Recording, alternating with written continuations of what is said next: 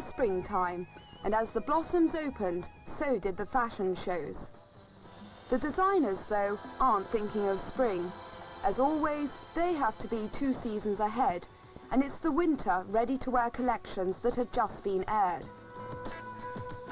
The Chanel designs were fairly sober, but you have to be quite brave to wear this hat.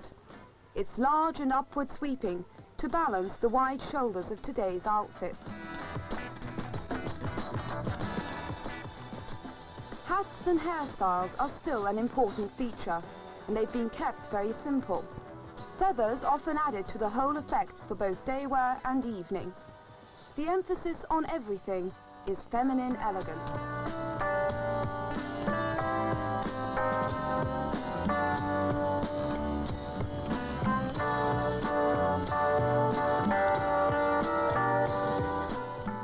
Paris is not the riot of colour which appeared at the end of last year, but instead there are plenty of sequins and shiny fabrics to catch the eye. The very popular designer who takes the credit for the Chanel creations is Philippe Guy Bourget.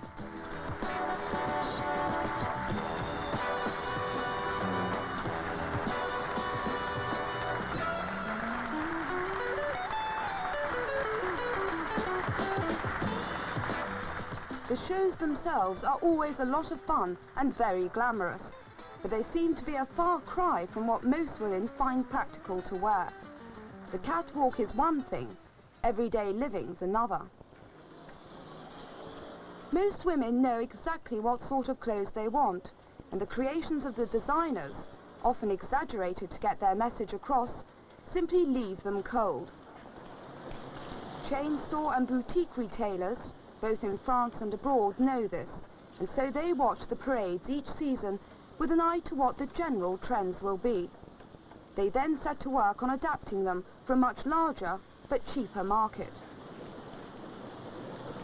This means that although a high fashion label is still a selling point, the top designers have to try much harder to keep their clients.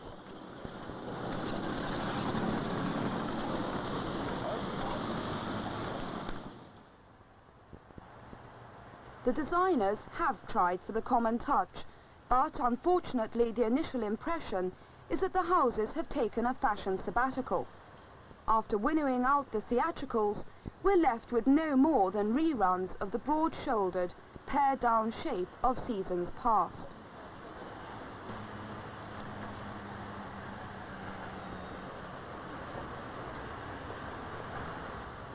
Legs, waist and shoulders are where the emphasis will remain, and the general appearance is neat and trim. Philippe de Ville outlined the top inverted triangle of the female form with piping. He gave a wider cut to the skirt than most, no doubt aware that not every woman has the figure for the long, lean look. He also offered a contrast between the casually practical and the way-out space age. Belts, sashes and cummerbunds pervaded the Paris shows, all with an eye to the waist. Vicky Teal, rather imaginatively, carried this idea over, with the romance of the Edwardian era to the fore, or rather, to the rear.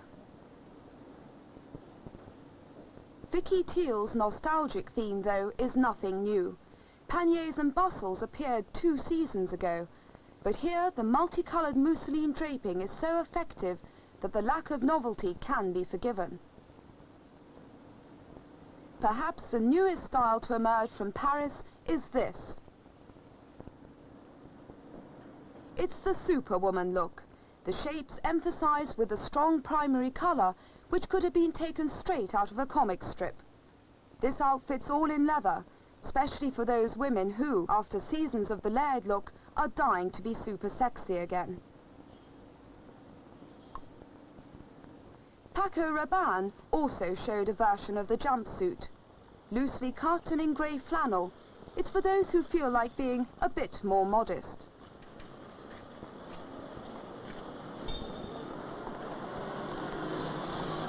For evening, Paco Rabanne's in agreement with Yves Saint Laurent. This year they both favour the oriental look.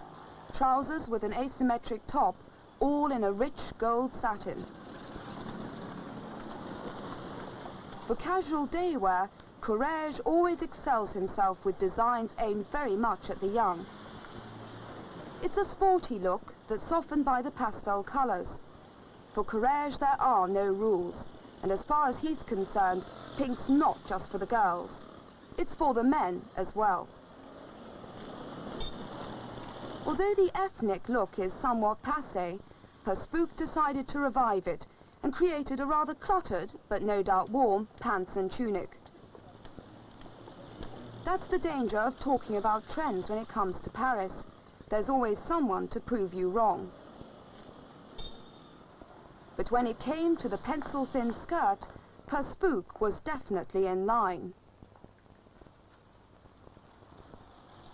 The shoulders are almost wide enough for an American footballer, but it makes an impressive silhouette.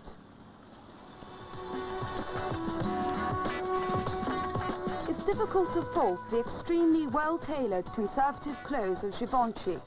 They're a lesson in the art of simplicity. The original Forties style is reinterpreted for a new generation and exemplifies the message this year. Every trend is obvious, even to the half-open eye. Very few trousers were paraded on the catwalk because the designers are still in love with feminine suits. The only problem is that pipe cleaner models look fantastic in clothes which would make Mrs. Average a laughing stock. All the cards have now been played, and the cautious retailers will be getting to work on the adaptations. Here's one last look at some of the designs they'll be copying.